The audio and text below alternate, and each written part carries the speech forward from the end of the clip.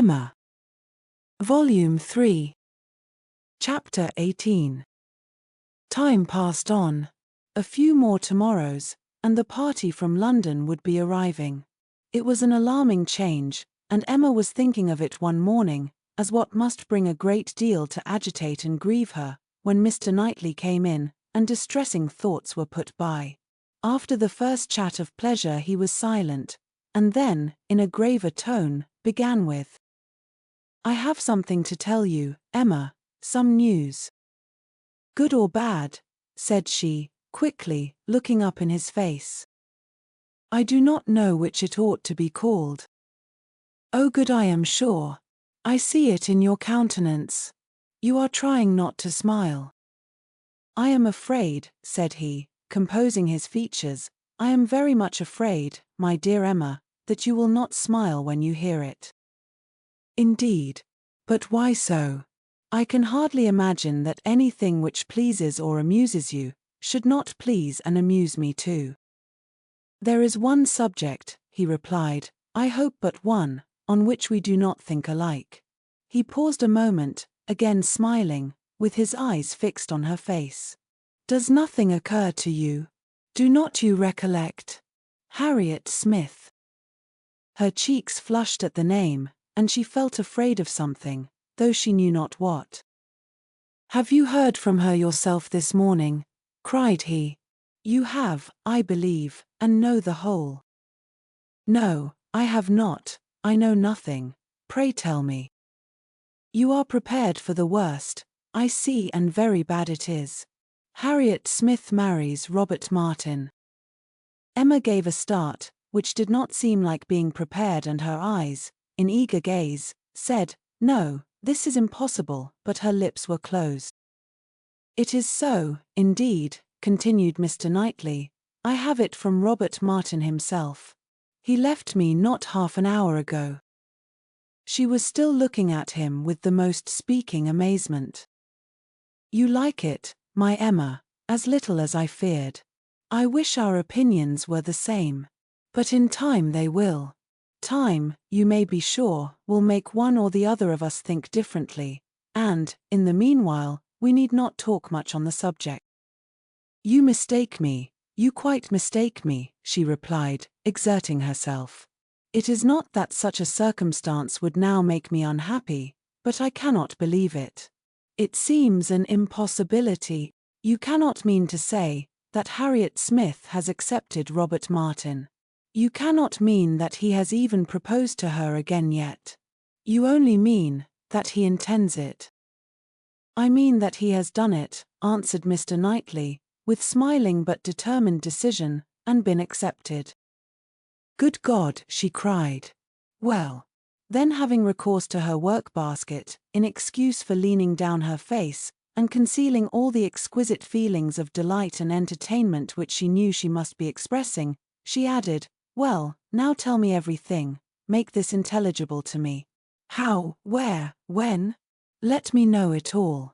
I never was more surprised, but it does not make me unhappy, I assure you. How has it been possible?" "It is a very simple story.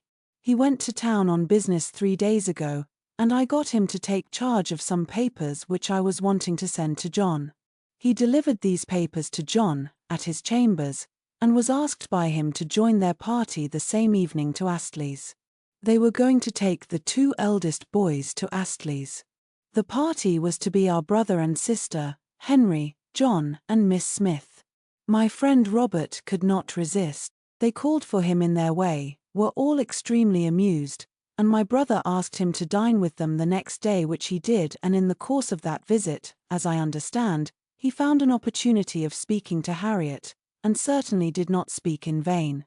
She made him, by her acceptance, as happy even as he is deserving. He came down by yesterday's coach, and was with me this morning immediately after breakfast, to report his proceedings, first on my affairs, and then on his own. This is all that I can relate of the how, where, and when. Your friend Harriet will make a much longer history when you see her. She will give you all the minute particulars, which only woman's language can make interesting.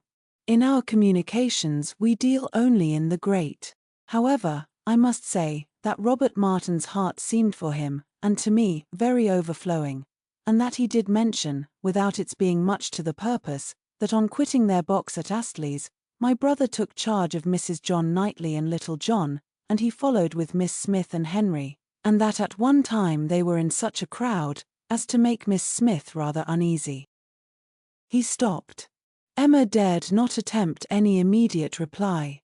To speak, she was sure would be to betray a most unreasonable degree of happiness. She must wait a moment, or he would think her mad. Her silence disturbed him, and after observing her a little while, he added, "Emma, my love, you said that this circumstance would not now make you unhappy, but I am afraid it gives you more pain than you expected. His situation is an evil, but you must consider it as what satisfies your friend, and I will answer for your thinking better and better of him as you know him more. His good sense and good principles would delight you. As far as the man is concerned, you could not wish your friend in better hands. His rank in society I would alter if I could, which is saying a great deal, I assure you, Emma. You laugh at me about William Larkins, but I could quite as ill spare Robert Martin."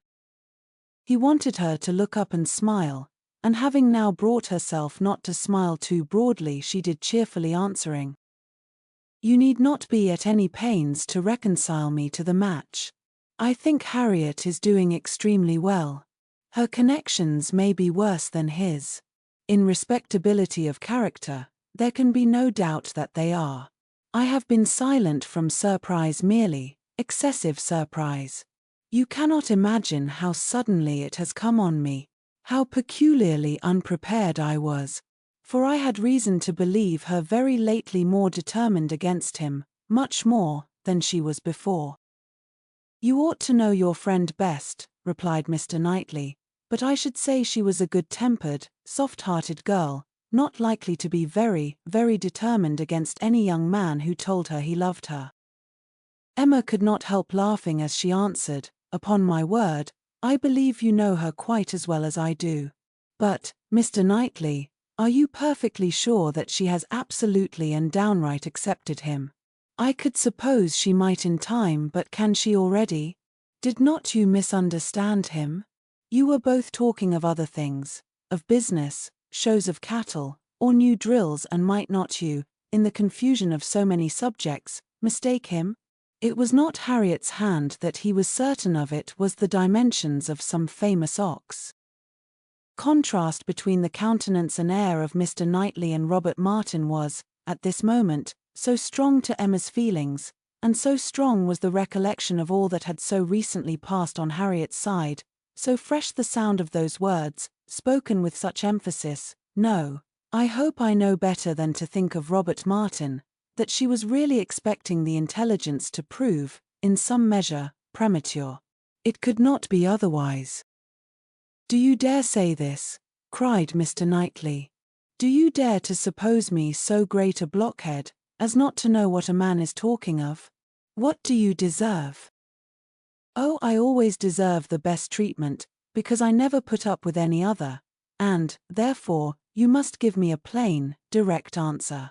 Are you quite sure that you understand the terms on which Mr. Martin and Harriet now are?" "I am quite sure," he replied, speaking very distinctly, "that he told me she had accepted him, and that there was no obscurity, nothing doubtful, in the words he used, and I think I can give you a proof that it must be so. He asked my opinion as to what he was now to do. He knew of no one but Mrs. Goddard to whom he could apply for information of her relations or friends. Could I mention anything more fit to be done than to go to Mrs. Goddard? I assured him that I could not. Then, he said, he would endeavor to see her in the course of this day." "I am perfectly satisfied," replied Emma, with the brightest smiles, "and most sincerely wish them happy. You are materially changed since we talked on this subject before." "I hope so, for at that time I was a fool. And I am changed also, for I am now very willing to grant you all Harriet's good qualities. I have taken some pains for your sake, and for Robert Martin's sake, whom I have always had reason to believe as much in love with her as ever, to get acquainted with her.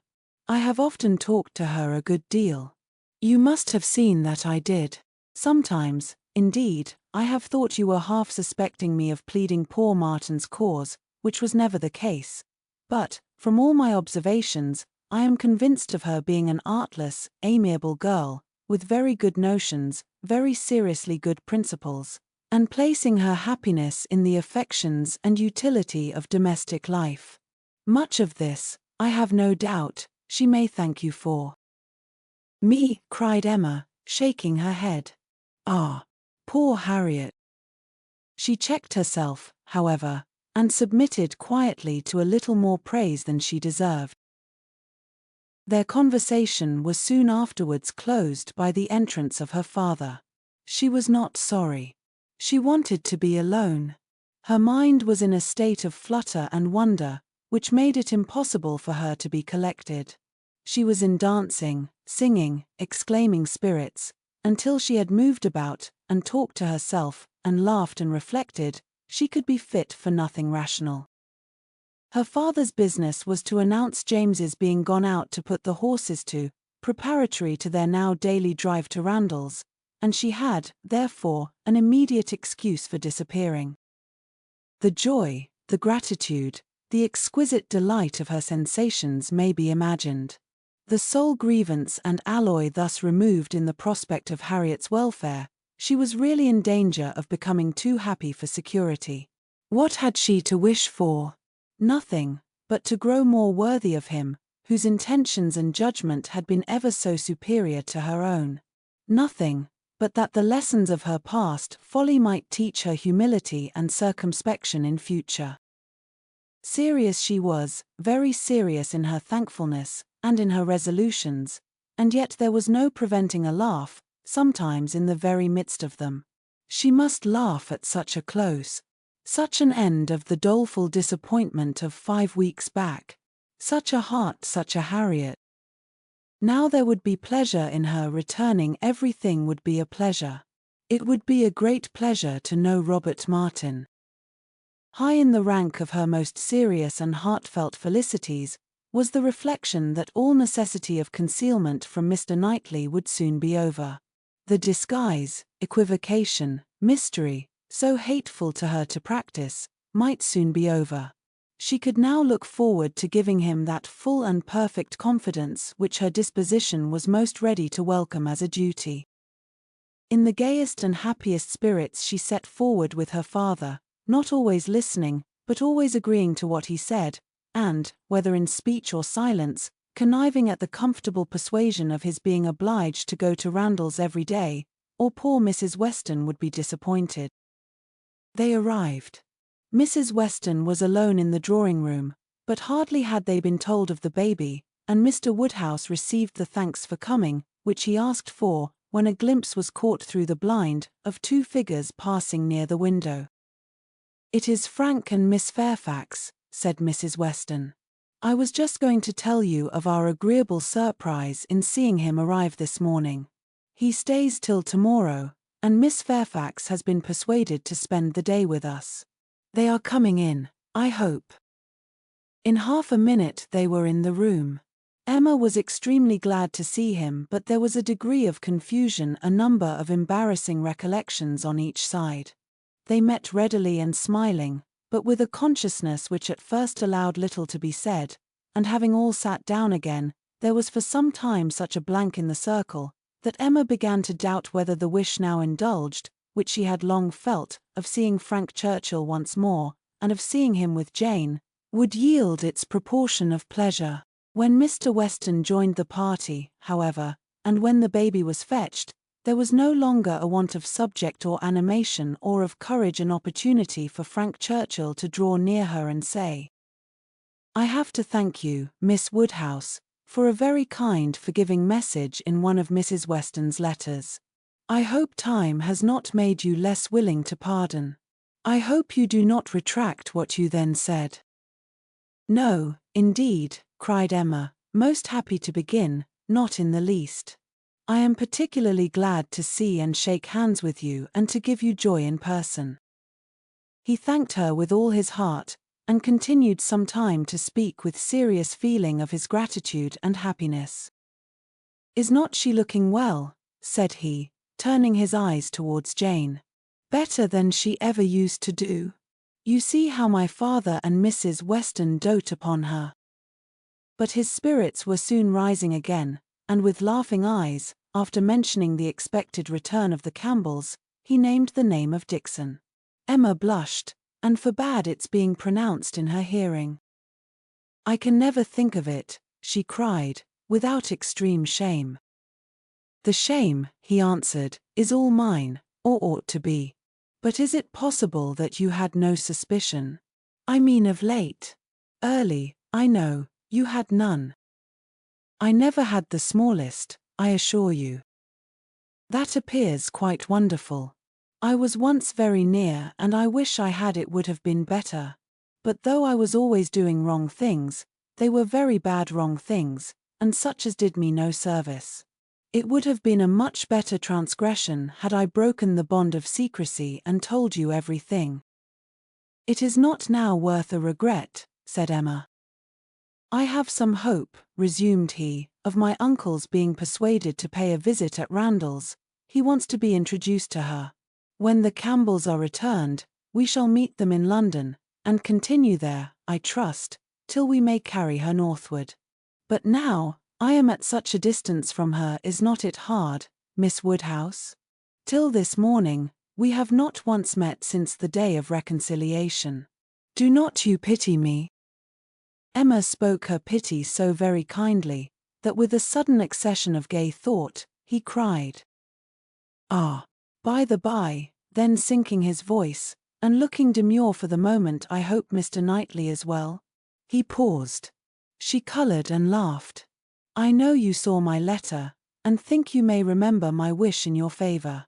Let me return your congratulations. I assure you that I have heard the news with the warmest interest and satisfaction. He is a man whom I cannot presume to praise." Emma was delighted, and only wanted him to go on in the same style, but his mind was the next moment in his own concerns and with his own Jane, and his next words were, "Did you ever see such a skin? Such smoothness, such delicacy, and yet without being actually fair. One cannot call her fair. It is a most uncommon complexion, with her dark eyelashes and hair a most distinguishing complexion, so peculiarly the lady in it. Just colour enough for beauty." "I have always admired her complexion," replied Emma, archly, "but do not I remember the time when you found fault with her for being so pale? When we first began to talk of her. Have you quite forgotten?" "Oh no, what an impudent dog I was! How could I dare?"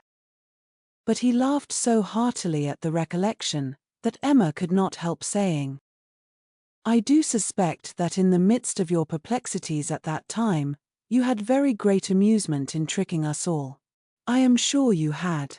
I am sure it was a consolation to you." "Oh no, no, no, how can you suspect me of such a thing? I was the most miserable wretch. Not quite so miserable as to be insensible to mirth. I am sure it was a source of high entertainment to you, to feel that you were taking us all in. Perhaps I am the readier to suspect, because, to tell you the truth, I think it might have been some amusement to myself in the same situation.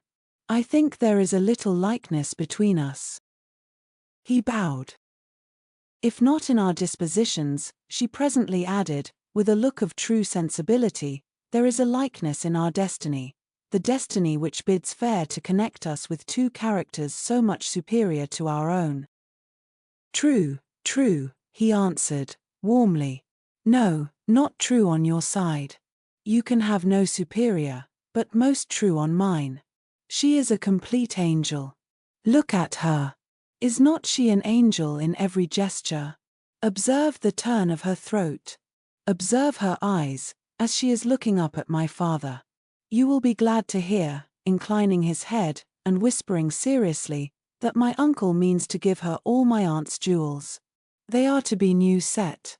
I am resolved to have some in an ornament for the head. Will not it be beautiful in her dark hair? Very beautiful, indeed, replied Emma, and she spoke so kindly that he gratefully burst out. How delighted I am to see you again, and to see you in such excellent looks. I would not have missed this meeting for the world.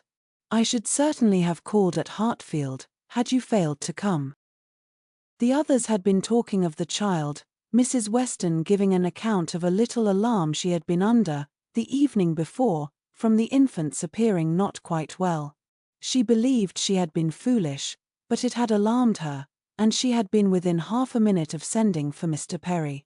Perhaps she ought to be ashamed, but Mr. Weston had been almost as uneasy as herself. In 10 minutes, however, the child had been perfectly well again. This was her history, and particularly interesting it was to Mr. Woodhouse, who commended her very much for thinking of sending for Perry, and only regretted that she had not done it. She should always send for Perry, if the child appeared in the slightest degree disordered, were it only for a moment. She could not be too soon alarmed, nor send for Perry too often. It was a pity, perhaps, that he had not come last night, for, though the child seemed well now, very well considering, it would probably have been better if Perry had seen it. Frank Churchill caught the name. Perry, said he to Emma, and trying, as he spoke, to catch Miss Fairfax's eye. My friend Mr. Perry, what are they saying about Mr. Perry? Has he been here this morning? And how does he travel now? Has he set up his carriage? Emma soon recollected, and understood him, and while she joined in the laugh, it was evident from Jane's countenance that she too was really hearing him, though trying to seem deaf. Such an extraordinary dream of mine, he cried. I can never think of it without laughing. She hears us, Miss Woodhouse. I see it in her cheek, her smile, her vain attempt to frown. Look at her. Do not you see that, at this instant, the very passage of her own letter, which sent me the report, is passing under her eye, that the whole blunder is spread before her, that she can attend to nothing else, though pretending to listen to the others? Jane was forced to smile completely, for a moment, and the smile partly remained as she turned towards him, and said in a conscious, low, yet steady voice, How you can bear such recollections is astonishing to me. They will sometimes obtrude, but how you can court them. He had a great deal to say in return, and very entertainingly, but Emma's feelings were chiefly with Jane, in the argument, and on leaving Randalls, and falling naturally into a comparison of the two men, she felt, that pleased as she had been to see Frank Churchill, and really regarding him as she did with friendship, she had never been more sensible of Mr. Knightley's high superiority of character. The happiness of this most happy day received its completion in the animated contemplation of his worth which this comparison produced.